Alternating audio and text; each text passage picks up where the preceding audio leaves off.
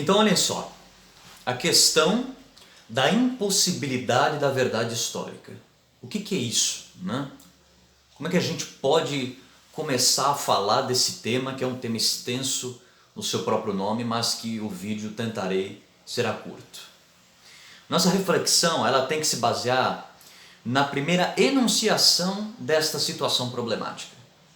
A impossibilidade da verdade histórica. Ou, para torná-lo mais pomposo, a impossibilidade da anunciação da verdade histórica. O que é isto? Diversos estudos nos últimos 100 anos, diversas novas correntes historiográficas ao longo deste século, vem pregando, melhor dizendo, a impossibilidade do achado, ou seja, da conquista da verdade histórica. Vem pregando a impossibilidade de se anunciar e de se encontrar ou de se chegar a uma verdade histórica. Os artifícios utilizados para endossar esta opinião, ou seja, para defendê-la, são os artifícios e os argumentos que por diversas vezes os próprios sofistas se utilizaram na antiga Grécia, não é? E também ao longo de toda a história, né? Relembrando que o termo sofista, embora esteja intimamente relacionado à Grécia Antiga, não é exclusivo para ser utilizado somente em relação à Grécia Antiga, ou seja, é um significado maior que se expande. Por que pregar a impossibilidade da verdade no discurso histórico? Porque ponderar sobre a existência de uma verdade é afetar diretamente os pontos que são defendidos por certas correntes historiográficas, como, por exemplo, a inexistência da certeza histórica.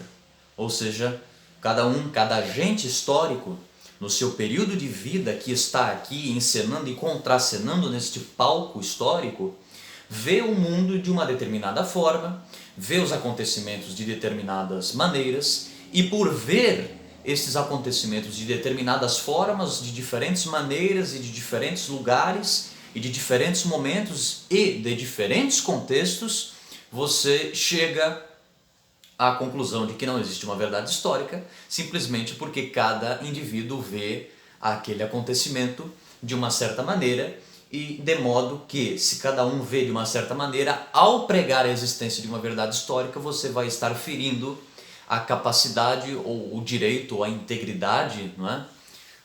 Daquele agente histórico em estar ali perscrutando ou então ponderando ou simplesmente anunciando aquilo que ele crê ser a verdade dos fatos, porque aquilo vai se contradizer a um outro ponto. Veja, mas o problema deste raciocínio está na sua própria formulação. Porque quando se discute sobre feito ou fato histórico, como queiram, né, acontecimento histórico, do que se está falando? Se está falando, ora pois, de algo que ocorreu no meio das vicissitudes e no plano historiográfico da própria vida humana. Portanto, se é algo e este algo aconteceu, trata-se não de uma ilusão, trata-se não de uma visão, trata-se não de um ponto de vista sobre algo, porque este algo nem foi perscrutado para que haja um ponto de vista. É o próprio acontecimento, é a própria vicissitude, a própria efeméride que ali se revela diante dos olhos dos homens e está ali acontecendo, e por acontecer é a verdade. Por acontecer é a verdade em si. Calma. Então sabemos que algo que acontece no plano histórico, de acordo com esta reflexão, claro, existem as discordâncias, mas no meu ponto de vista não fazem sentido, o próprio ato em si, né? Como diria o famosíssimo Aristóteles, em ato e potência, né?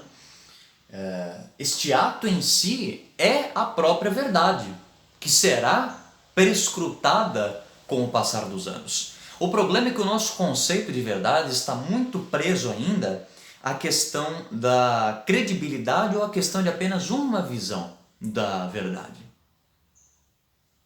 Não é correto dizer que não existe verdade histórica. Não é correto falar em impossibilidade de se estabelecer uma verdade histórica. É correto dizer que, em virtude das várias vicissitudes humanas, bem como dos mais variados pontos de vista que a mente humana possa ser capaz de produzir sobre algo, então nós temos uma grande pleiade de ideias. Nós temos uma enorme possibilidade de se contemplar a verdade. Pronto.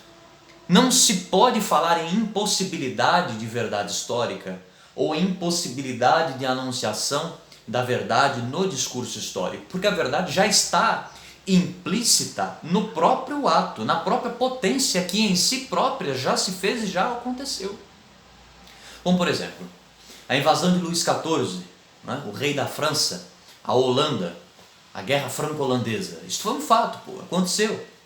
Isto foi a verdade que ali se deu. O problema, ou melhor dizendo, né, o que houve, foi que diversos historiadores fizeram a sua análise sobre aquilo. Peter Burke, no próprio livro A Fabricação do Rei, discorre sobre isso maestralmente. Enquanto você tinha historiadores na corte de Luís XIV que retratavam o acontecimento do rompimento dos diques da Holanda sob a ordem de Guilherme de Orange, e com este ato Guilherme de Orange consegue impedir que as tropas de Luís XIV avancem sobre a Holanda, porque elas se veem alagadas, né? Impossibilitadas de cruzar as caudalosas águas da Holanda. Você tem historiadores na corte francesa que transformam o revés do rei em glória para o rei. Né? Existe até mesmo um pequeno poema do período que na nossa língua não rima, mas lógico, né, no idioma francês rima, e em que o historiador oficial da corte de Luís XIV assim dizia: não podendo suportar o vulto de vossa majestade, o rei, de Ses Majestés le Roi, as águas, os diques da Holanda se rompem diante dele. Ou seja, o cara, em todo um contexto de glorificação do rei, como o próprio Peter Burke trata no seu livro, transforma um revés do rei numa vitória.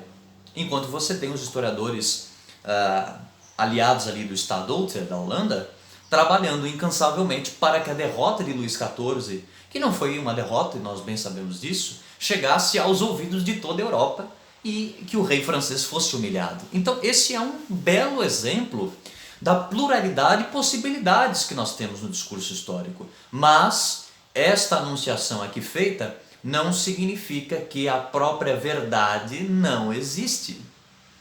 Isto é ainda mais absurdo.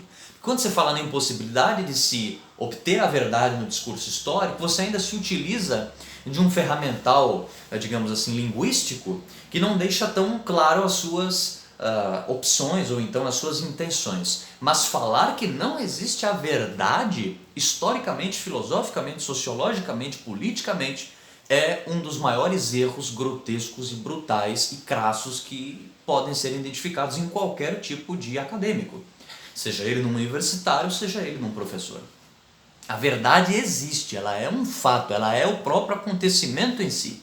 Dizer que existem diversas formas de se ver o fato não significa dizer que o fato em si não existe.